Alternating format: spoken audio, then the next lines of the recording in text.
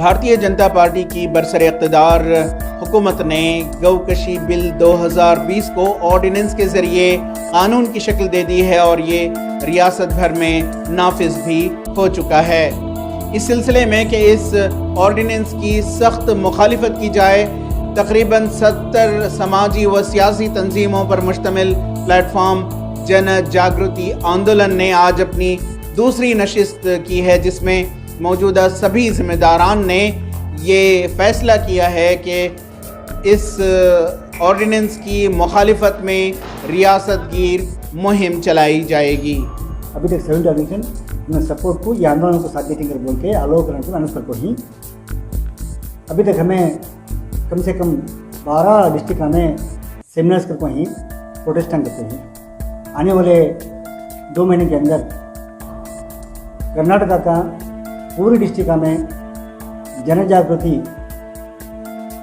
या मास awareness campaign करके बेंगलुरु में बहुत बड़ा एक जलसा करने का कोशिश कई आज करते हैं।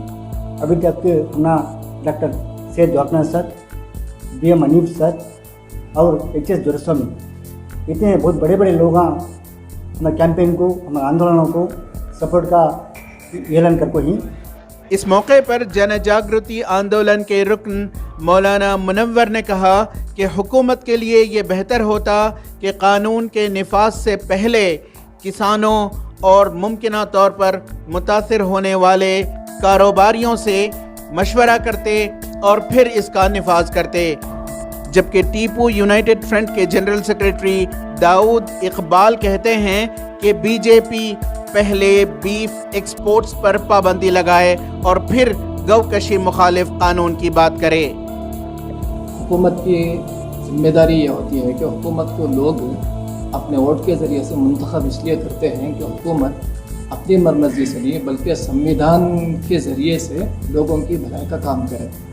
ये जो अभी गौ हत्या का जो लाए हैं, गाय ज़बीहा पर जो पाबंदी का कानून है, बिल्कुल ये हमारे दस्तूर के बिल्कुल खिलाफ है।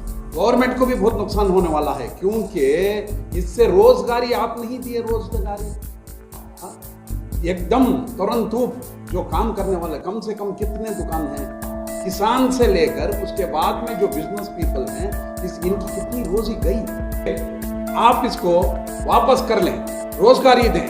और पहले जो बीफ एक्सपोर्ट होता है, India come second in the world, तो आप उसको क्यों नहीं खड़ा रहे? वहाँ आपको वो सही लग रहा है, वो कानून सही है, वो एक्सपोर्ट करना सही है, लेकिन यहाँ हम खाना वो गलत है। It is against the policy, you are going against the constitution. और सिर्फ यही क्या है, चंद लोगों को तंग करना और इनको हैराइज करना, कोई ना कोई एजेंडा से यही मकसद रहता है। कोई आके इधर सपोर्ट करो या उधर नहीं, रोजगारी चले गई, बहुत परेशान है। ETV भारत के लिए बेंगलोर से रफीक जब्बार की रिपोर्ट।